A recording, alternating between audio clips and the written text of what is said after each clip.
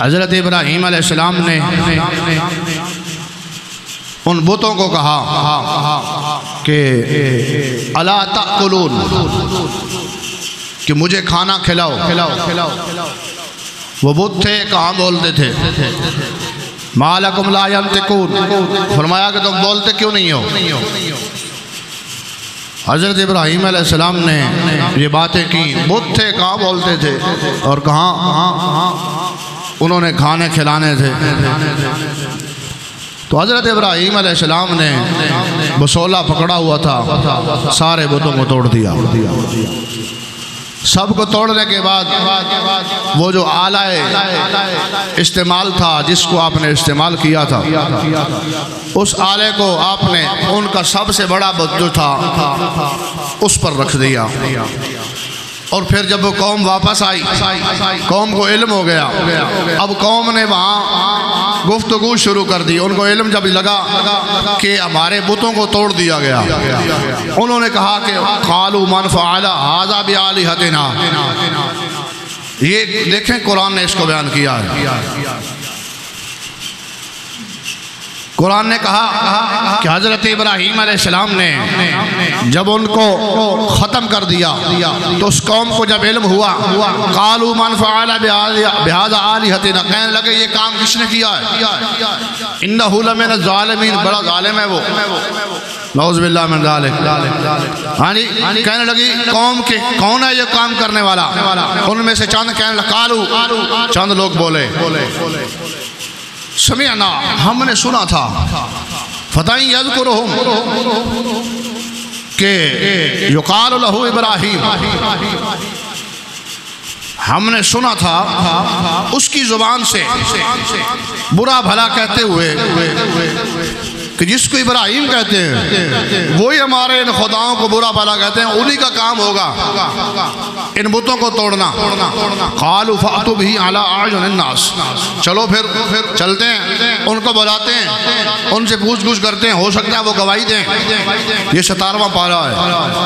تو جب حضرت ابراہیم علیہ السلام کو بلایا، قالوا انت فعلت هذا بآلهتنا یا ابراہیم، تو کہا کہ اے ابراہیم یہ کام تم نے کیا ہے، یہ بتوں کو توڑنے والا کام آپ نے کیا ہے۔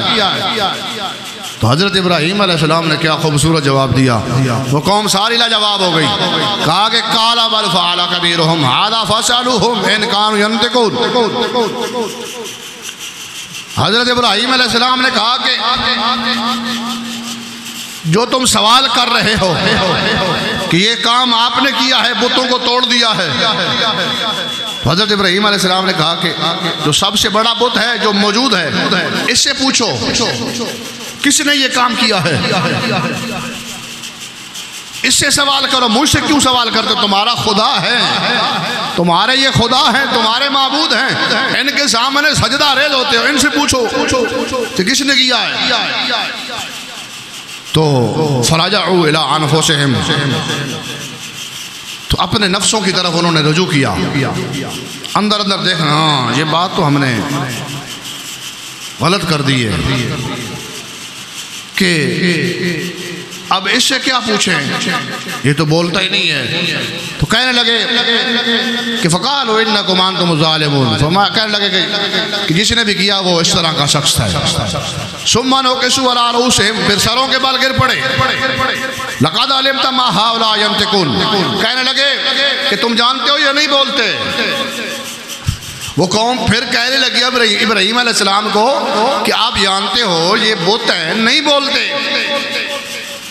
تو پھر پاک ابراہیم خلیل اللہ نے بڑی خوبصورت بات فرمایا قال فتعبدون من دون اللہ ما لا ينفعكم شيئا ولا يضركم، فرمایا کہ پھر جب یہ بولتے نہیں ہیں، اپنے آپ کو بچا نہیں سکتے، کوئی فائدہ دے نہیں سکتے، کوئی تمہیں روک نہیں سکتے، جو مرضی کرتے رہو، پھر اللہ کے سوا ان کو کیوں پوجتے ہو؟ ما لا ينفعكم شيئا ولا يضركم، جو نہ تمہیں فائدہ دے سکتے ہیں نہ نقصان دے سکتے ہیں، آؤ اس رب کی بارگاہ میں جو پالتا بھی ہے، پیدا بھی کرتا ہے، موت کا بھی مالک ہے اور حیات کا بھی مالک ہے۔ حضرت ابراہیم علیہ السلام جب یہ بات کی فرمایا کہ اگر یہ بولتے نہیں ہیں ہاں جی نہ کوئی فائدہ دیتے ہیں نہ نقصان دیتے ہیں پھر اللہ کے علاوہ ان کے سامنے کیوں جھکتے ہو؟ آگے فرمایا اف لکما ولما تعبدون، فرمایا کہ افسوس تم پر کہ اللہ کے علاوہ تم ان کی عبادت کرتے ہو، اللہ کے علاوہ تم ان کو پوچھتے ہو۔ ہانی افلا تعقلون، تسی سارے بے عقل ہو۔ قرآن نے کتنا اچھا اسلوب بیان کیا۔ جناب ابراہیم خلیل اللہ کی گفتگو کب ہوئی؟ تقریباً 2400 سال پہلے، تقریباً ایک اندازے کے مطابق نبی پاک صلی اللہ علیہ وسلم پر قرآن نازل ہوا 2400 سال پہلے جو جناب ابراہیم خلیل اللہ نے ان کے ساتھ گفتگو فرمائی ہے، اللہ نے قرآن بنا کر محمد رسول اللہ پر نازل فرما دیا ہے۔ ہاں جی اس قوم کے سارے سب کچھ بیان کر دیا۔ وہ قوم کہنے لگی ہمارے خدا ہے، ہمارا یہ ہے، ہمارا وہ ہے۔ اللہ کے نبی نے ایسی ایسی باتیں فرمائیں کہ قوم ساری لاجواب ہو گئی۔ پھر کہنے لگے کہ تم جانتے بھی ہو یہ بولتے نہیں۔ فرمایا جب بولتے نہیں ہیں تو ان کی آواز کیوں کرتے ہو؟ جب کوئی فائدہ نہیں دیتے ان کی آواز کیوں کرتے ہو؟ جب نقصان نہیں دیتے ان کی آواز کیوں کرتے ہو؟ ہاں جی میرا رب وہ۔ پھر انہوں نے کیا فیصلہ کیا؟ پھر آگے آئیے، یہ 17واں پارہ، اب 22ویں پارے میں آئیے، 22ویں پارے میں۔ اب جب انہوں نے یہ دیکھا کہ ابراہیم علیہ السلام نے تو ہر طرف سے لاجواب کر دیا، اب انہوں نے قالوا ابنوا لہ بنیانا، کہا کہ ایک بہت بڑی عمارت بناؤ، حویلی بناؤ۔ حویلی بنائی گئی، فالقوہ فی الجحیم، اور حویلی بنا کر اس میں بھڑکتی آگ جلاؤ، ان کو بھڑکتی ہوئی آگ میں ڈال دو۔ استغفر اللہ۔ کس کو؟ جناب ابراہیم علیہ السلام۔ وہ 45 ہاتھ اونچی تھی، 30 ہاتھ لمبی تھی، 20 ہاتھ چوڑی تھی۔ ہاں جی اتنی لمبی حویلی بنائی گئی، اونچی بھی بہت بڑی، لمبی بھی بڑی، چوڑی بھی بڑی۔ ہاں جی اس کی دیواریں مت بڑی۔ پھر پورا 40 دن وہ قوم اس میں لکڑیاں ڈالتی رہی۔ جیڑا کوئی بیمار ہوندہ سی وہ آنا سی یا اللہ تو وہ مانتے نہیں تھے، کہتے اگر مجھے شفا مل گئی، مجھے اگر شفا مل گئی تو میں اس حویلی میں لکڑیاں ڈالوں گی نبی کے خلاف۔ استغفر اللہ۔ کئی مائیاں ایسیاں تھیں، کئی بوڑھے ایسے تھے، کئی لوگ ایسے تھے کہ ہمیں شفا مل گئی، ہم ٹھیک ہو گئے بخار سے، ہم اس میں لکڑیاں ڈالیں گے۔ ایسی ایسی الٹی الٹی منتیں لکڑی کو اس حویلی کو بھر دیا۔ حویلی کو بھر کے جب آگ بھڑکائی گئی 40 دن آگ چلتی رہی، حتیٰ کہ آگ اتنی بڑھ گئی کہ اس آگ سے اگر کوئی پرندہ بھی گزرتا تو وہ جل کر راکھ ہو جاتا۔ پھر اس میں اللہ کے خلیل کو ڈال دیا۔ استغفر اللہ نعوذ باللہ۔ جب اللہ کے خلیل کو اس میں ڈالا تو کائنات نے بھی دیکھا، ہاں جی ہر شے نے دیکھا۔ اللہ نے آگ کو حکم دیا، قلنا یا نار کونی بردا وسلاما علی ابراہیم، اے آگ ابراہیم پر ٹھنڈی ہو جا اور سلامتی والی ہو جا۔ اچھا کہہ دو سبحان اللہ ہے۔ اللہ کے نبی پر آگ کو اللہ نے ٹھنڈا کر دیا۔ ہاں جی ایک فیصلہ اللہ کا ہوتا ہے، ایک انسان اپنے فیصلے بناتا پھرتا ہے، ہوتا وہی ہے جو میرا اللہ چاہتا ہے، ہوتا وہی ہے جو میرا اللہ چاہتا ہے۔ انسان کے غلط سوچیں، انسان کرتا کچھ ہے ہوتا کچھ ہے، کیونکہ اللہ کی تقدیر میں وہ لکھا ہی نہیں ہوتا جو ہم سوچتے ہیں۔ ہاں یہ دعا کر لیجیے یا اللہ جو تیری رضا میں ہمارے لیے بہتر ہے وہ ہمیں عطا فرما، جس طرح تو بہتر چاہتا ہے اس طرح ہمیں تو عطا فرما۔ ہاں جی ابراہیم علیہ السلام کے پاس سارے فرشتے آئے، آگ والا بھی، پانی والا بھی، ہوا والا بھی، ہاں جی سب کے آئے، سب آئے۔ اگر عرض کرنے لگے اللہ کے خلیل ہمیں حکم دیں ہم ایسی ہوا چلائیں کہ یہ آگ ساری اس بستی کو ختم کر دے گی، ہمیں پانی والا فرشتہ آیا ایسا پانی چلائیں گے کہ آگ بھی بجھ جائے گی، یہ ساری بستی بھی ختم ہو جائے گی۔ ہاں جی ہوا والا، اس کے بعد ایسے فرشتے آئے کہ ہم ہوا کو ایسا چلائیں گے یہ آگ کو ہوا لے کر ان کی بستی پر پھینک دے گی، آپ بچ جائیں گے۔ اللہ کے خلیل نے کہا کہ نہیں، حسبنا اللہ و نعم الوکیل و نعم المولا و نعم النصیر، میرا مددگار وہی ہے اور میرا مدد کرنے والا بھی وہی ہے اور وہی مجھے کافی ہے، وہی مجھے کارساز ہے۔ یعنی اللہ میرا مددگار ہے، جس نے مجھے آزمائش میں ڈالا وہی میری آزمائش میں مدد بھی کرے گا اور مجھے کامیابی فرمائے گا۔ 40 دن آپ اس آگ میں رہے، لیکن آگ نے آپ کو جلایا نہیں۔ دیکھ لو آگ ہے، دنیا کی آگ ہے، اور کئی دن جلتی رہی، کئی دن بھڑکائی گئی، شعلوں سے باتیں کر رہی تھی۔ جب شعلوں سے باتیں کر رہی تھی، اللہ کے خلیل کو اس میں ڈال دیا، ایک منجیک تیار کر کے، کیونکہ خود تو جانے کے وہ قابل نہ تھے، ایک ایسا انہوں نے وہ ریڑا سا تیار کیا، اس کو منجیک کہتے ہیں، اس میں تیار کر کے آپ کو اس میں نعوذ باللہ باندھنے کے بعد اس ریڑے کو ایسے تھے جھکا دیا تو وہ آگ میں چلا گیا، نعوذ باللہ من ذالک۔ ہاں 40 دن ابراہیم خلیل اللہ رہے آگ میں، لیکن اللہ نے اس آگ میں بھی آپ کو محفوظ رکھا۔ اس کے بعد 40 دن گزرنے کے بعد نمرود اپنے محل سے اس کا دور محل دیکھ رہا تھا کہ ابراہیم علیہ السلام ہم نے آگ میں ڈالا ہے، لیکن آگ نے ان کو جلایا نہیں ہے، مجھے تو آگ میں باغ نظر آ رہے ہیں۔ خودسا کہتے ہو سبحان اللہ، ہیں مجھے تو آگ میں باغ نظر آ رہے ہیں۔ 40 دن کے بعد جناب ابراہیم خود تشریف لے آئے، جب باہر تشریف لائے تو پھر اس لانٹی سے گفتگو ہوئی۔ کس سے؟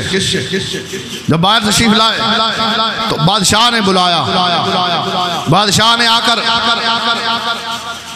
حضرت ابراہیم علیہ السلام تشریف لائے تو اس بادشاہ نے کہا کہ کون سا رب ہے آپ کا کہ جو آپ کے، میں بھی اس پر ایمان، میں بھی ان کے نام کا صدقہ کرنا چاہتا ہوں۔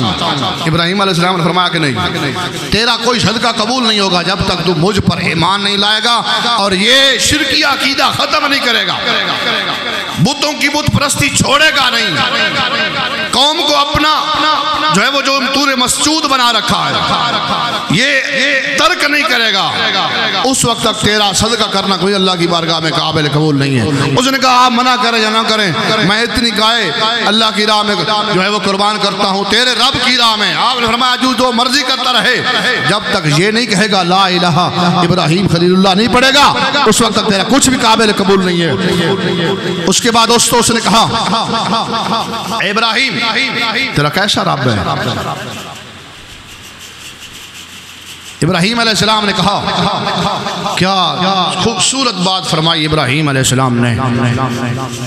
دیکھو گفتگو ہے اللہ کے پیغمبر کی،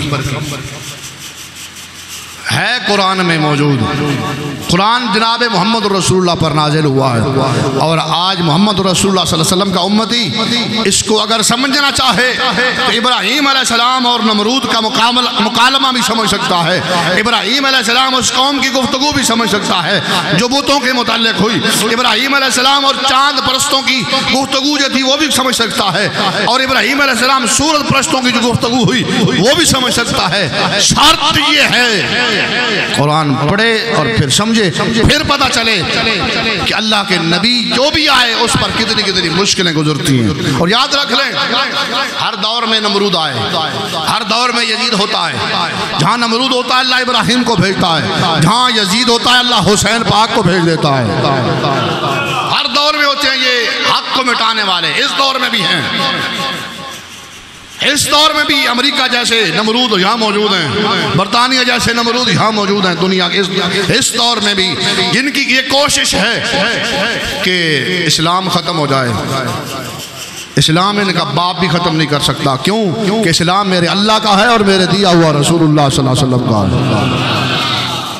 یہ وکھری بات ہے کہ ہم نے اسلام چھوڑ دیا ہے، مطلب کے طور پر تھوڑا سا پڑھ لیا اس کے بعد چھوڑ دیا، یعنی نا اسلام مطلب نہیں، اسلام جو بھی کام کرنا اللہ کی رضا کے لیے کرو۔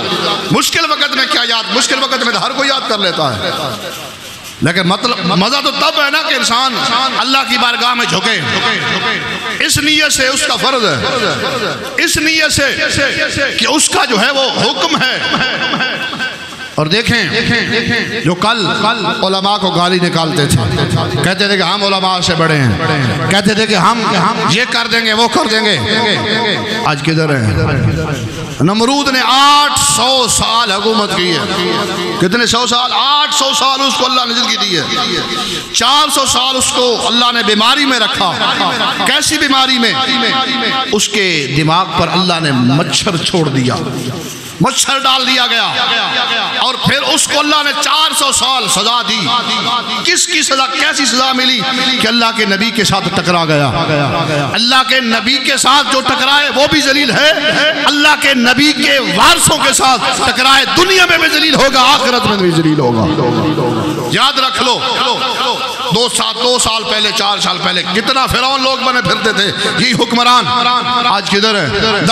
در بدر کے دھکے کھا رہے ہیں۔ عزت اسی کی ہے جس نے اللہ سے وفا کی ہے، رسول اللہ سے وفا کی ہے۔ بلکہ میں ایک حدیث پاک جامع صغیر کے اندر امام جلال الدین سیوطی علیہ رحمہ اللہ لکھی ہے کہ جب بندہ جنت میں چلا جائے گا، جنتی جنت میں چلے جائیں گے، تو جنتی جنت میں جا کر بھی علماء کے محتاج ہوں گے۔ یہ حدیث پاک ذرا غور سے سنیں، جنتی جنت میں جا کر بھی علماء کے، مولویوں کے محتاج ہوں گے۔ کیسے؟ نبی پاک صلی اللہ علیہ وسلم نے فرمایا کہ جمعے والے دن اللہ کی طرف سے اعلان ہوگا، اے لوگو آؤ میرا دیدار کر لو۔ جمعے والے دن جنت میں جنت کی بات کر رہا ہوں کہ جمعے والے دن آؤ میرا دیدار کر لو، مجھے دیکھ لو۔ اب جو جنتی ہوں گے وہ ایک دوسرے کی منہ کی طرف دیکھیں گے، کیسے دیدار کریں، کیسے دیدار کریں، کیسے ہوگا دیدار؟ نبی پاک صلی اللہ علیہ وسلم فرماتے ہیں کہ اپنے قوم، وہ قوم اپنے علماء کے پاس جنت میں جائے گی کہ ہمیں بتایا جائے اللہ کا دیدار کیسے کرنا ہے، اللہ کا دیدار کیسے کرنا ہے۔ جنت میں بھی علماء بتائیں گے کہ اللہ کا دیدار ایسے کرنا ہے۔ تو ان ظالموں نے بجٹ رکھا، ہر شعبے کے لیے رکھا، اللہ کے گھر کے لیے کیا رکھا؟ اللہ کے گھر کے لیے بجٹ رکھا نہیں رکھا، اللہ کے سپرد کوئی نہیں۔ اللہ اپنے گھروں کا خود ہی وارث ہے۔ ہاں جی، اللہ اپنے گھر خود ہی چلاتا ہے۔ ہاں جی، چپڑاسی کے لیے بجٹ ہے، صفائی کرنے والے کے لیے بجٹ ہے، سرکاری لیٹرینیں دھونے والے کے لیے بجٹ ہے۔ ہاں جی، ان چوروں ڈاکوں کے جو ہے وہ چوکیدار ہیں ان کے لیے بجٹ ہے، ہر افسر لٹیرے سب لٹیروں کے لیے بجٹ ہے۔ اللہ کے گھر کے لیے کوئی بجٹ نہیں ہے، کوئی نہیں۔ اللہ اپنے گھر کا خود ہی مددگار ہے۔ جس طرح ابراہیم علیہ السلام نے عرض کی نا کہ اے مولا تو ہی میرا مددگار ہے، تو ہی میرا کارساز ہے، کسی کی ضرورت نہیں ہے۔ سارا فرشتہ مدد کے لیے آ کر عرض کر رہا ہے۔ اللہ کے خلیل نے کہا کہ نہیں، جس نے مجھے آزمائش میں ڈالا ہے اور وہی مجھے آزمائش میں کامیاب بھی کرے گا اور پورا بھی اتروائے گا۔ یاد رکھ لیں، آزمائش 2 طرح کی ہوتی ہے۔ آزمائش، مولا علی سے کسی نے پوچھا کہ ہم یہ کیسے سمجھے کہ یہ آزمائش ہے یا اللہ کی طرف سے سزا ہے؟ یہ آزمائش ہے یا اللہ کی طرف سے مصیبت ہے، سزا دی جا رہی ہے اللہ کی طرف سے؟ مولا علی نے بڑا خوبصورت جواب دیا۔ مولا علی نے فرمایا رضی اللہ تعالیٰ عنہ، فرمایا کہ اگر مشکل ویلے کے بعد مشکل وقت آئے اور اس مشکل وقت میں انسان اللہ کو یاد کرے، اللہ کی بارگاہ میں جھکے، اللہ کی بارگاہ میں سجدہ ریز ہو، تو سمجھ جاؤ آزمائش ہے۔ اگر مصیبت اور مشکل کے وقت اللہ کی بارگاہ میں جھکنے کا موقع نصیب نہ ہو، پھر سمجھ لو اللہ تمہیں سزا دے رہا ہے، سمجھ لو اللہ تمہیں سزا دے رہا ہے۔ مشکل ویلے کے بعد بندہ اللہ کو یاد کرے، سمجھ لو آزمائش ہے۔ مشکل ویلے کے بعد انسان اللہ کو یاد کرنا چھوڑ دے، خیر ہے کوئی مسئلہ نہیں، آئیے کل ختم ہو جائے گی، وہ اللہ تمہیں سزا دے رہا ہے۔ اللہ اپنی بارگاہ میں جھکنے سے تمہیں روک رہا ہے۔ یاد رکھ لو، جو اللہ کی نافرمانی کرے گا، اللہ کے رسول کی نافرمانی کرے گا، ماں باپ کی نافرمانی کرے گا، اور پھر وہ دنیا میں رہے خوشحال ہو کر رہے، یہ نہیں ہو سکتا۔ یاد رکھ لو، ماں باپ کا نافرمان خوشحال نہیں رہے گا، رسول کا نافرمان خوشحال نہیں رہے گا، اور اللہ کا نافرمان خوشحال نہیں رہے گا علیہ الصلوۃ والسلام۔ اس واسطے جناب ابراہیم علیہ السلام نے جب اس بادشاہ کی دربار میں کہا، اس نے کہا کیسا ہے ابراہیم آپ کا رب؟ ابراہیم علیہ السلام نے کیا کہا؟ آپ نے فرمایا اذ قال ابراہیم ربی الذی یحیی ویمیت۔ ابراہیم علیہ السلام نے کہا کہ میرا رب وہ ہے جو زندہ کرتا ہے اور مارتا ہے، موت دیتا ہے اور حیات دیتا ہے۔ تو اس نے کیا کہا؟ نمرود کہنے لگا قال انا احیی و امیت، یہ کام تو میں بھی کر سکتا ہوں۔ خدا بنا بیٹھا تھا نا، وقت کے فرعون بننے والا سن لو، ظلم و ستم کے پہاڑ ڈھانے والوں عورتوں پر لوگوں پر سن لو، ایک دن رب کی پکڑ ضرور آئے گی۔ یہ دنیا کے چاند ٹکے، یہ محلات، یہ پلازے 10-10 12-12 آؤٹ آف کنٹری ہاں جی ملک میں رکھنے والوں سن لو، ایک دن اللہ کی پکڑ ضرور آئے گی۔ جو کہتا تھا کہ میرے سوا پاکستان میں پتہ ہی نہیں ہل سکتا تھا، اس کو بھی جب بیماری لگی تو جسم گھلتا تھا برف کی طرح۔ اللہ نے دنیا میں پکڑ کی ہے، حشر میں بھی کرے گا، قبر میں بھی کرے گا۔ ہاں عزت اسی کی ہے، وقار اسی کا ہے، خوشحال وہی ہے جس نے دنیا میں اللہ اس کے رسول کی تابعداری کی ہے، اللہ کے رسول کے عزت پر پہرا دیا ہے، اور آج دنیا اس کا نام لے کر پکارتی ہے۔ ہر جگہ پر اس کی عزت ہوگی، ہر مقام پر اس کی ویلیو ہوگی۔ کیوں؟ کہ اس نے اپنے آپ کو اللہ رسول پر قربان کر دیا ہے۔ اس نے کہا کہ یہ تو کام میں بھی کر سکتا ہوں۔ اس نے ایک بندہ بلایا، 2 بندے بلائے، ایک کو تلوار ماری مار دیا، ایک کو چھوڑ دیا۔ اس نمرود نے کہا دیکھو میں نے ایک کو زندہ کر دیا، ایک کو چھوڑ دیا۔ یہ تو کام میں کر سکتا ہوں، یہ تمہارا خدا یہ کام کرتا ہے۔ یہ ابراہیم علیہ السلام اور نمرود کے درمیان گفتگو ہے، سمجھ آ رہی کوئی نہیں آ رہی؟ اونچا بولو پھر سبحان اللہ۔ یہ گفتگو ہے حضرت، اصل میں حضرت ابراہیم علیہ السلام کا تذکرہ خیر جو ہے نا، بندہ اگر تسلسل سے بیان کرے تو بڑے 2-4 مہینے لگ سکتے ہیں، لیکن شارٹ کٹ کیونکہ قربانی بھی آنے والی ہے ہاں جی، اس تک یہ ختم بھی کرنا ہے۔ حضرت ابراہیم علیہ السلام یہ سارا تذکرہ قرآن میں موجود ہے، قرآن پڑھیے تو پتہ لگے گا، جی قرآن چھڑ دیے تو پھر نہیں۔ دوستو بزرگوں نہیں، جس گھر میں قرآن اور نماز نہیں ہے وہ گھر شیطانی بسیرا ہے، شیطانیت کا بسیرا ہے۔ جس گھر میں نماز قرآن نہیں ہے اس گھر میں شیطان ڈیرا لگاتا ہے۔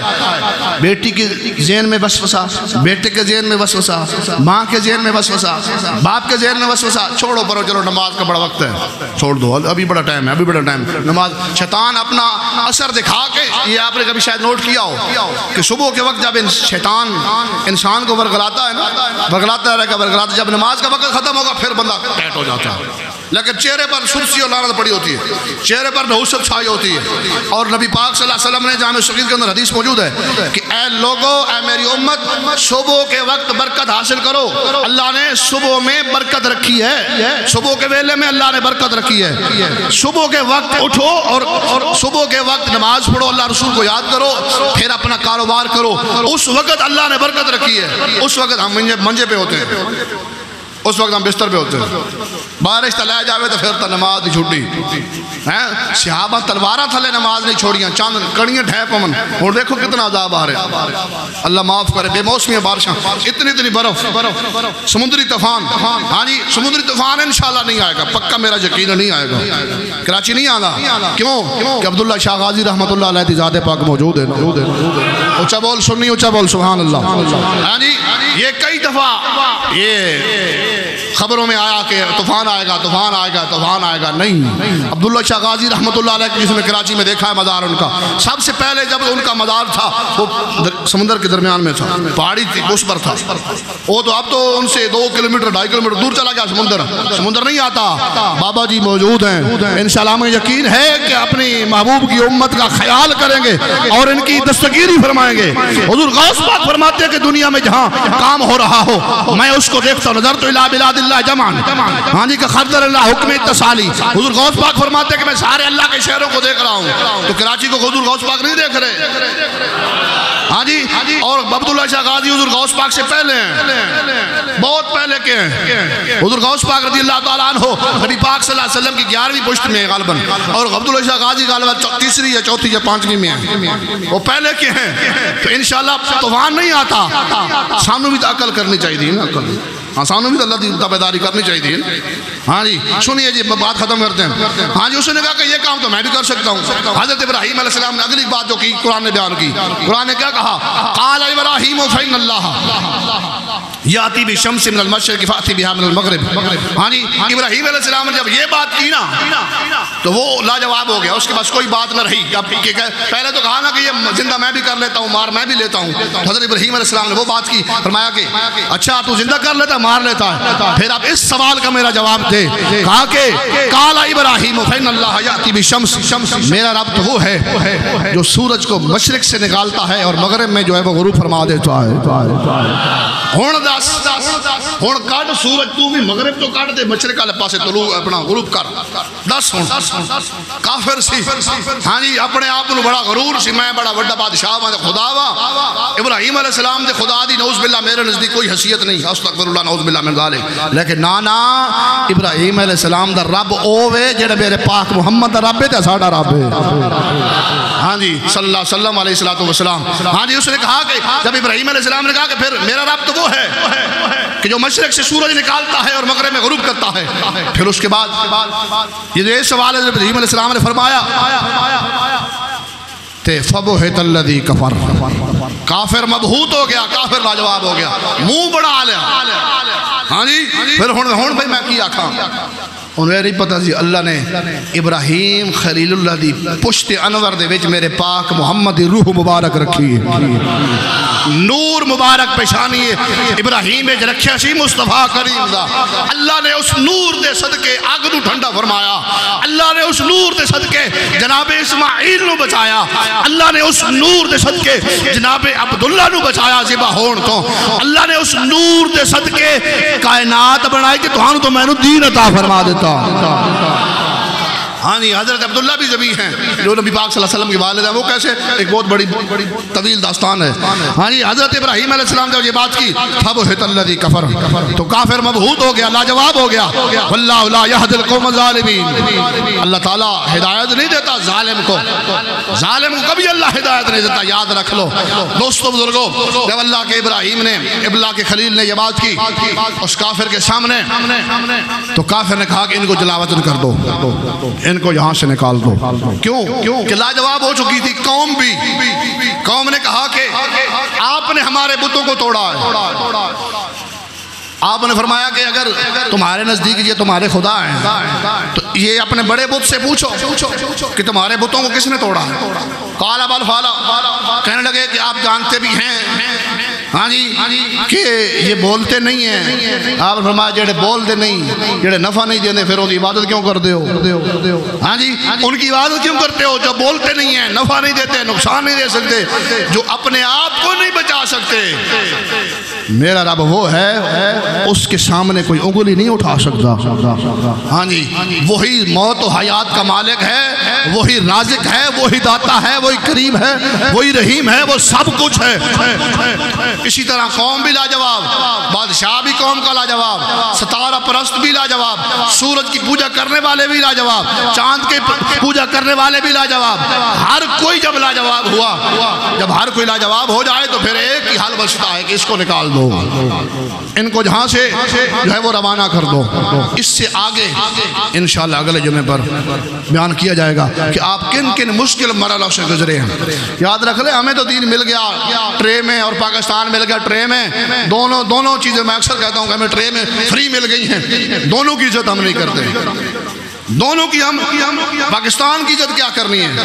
ہاں جی ایک بندہ صفائی کرتا ہے, صفائی کر کے اگلے دے بوئے تھے, وہ کرے گا اگلے دے بوئے تھے, وہ کرے گا اگلے دے بوئے تھے. یہ ایسی عزت کرنا ہے.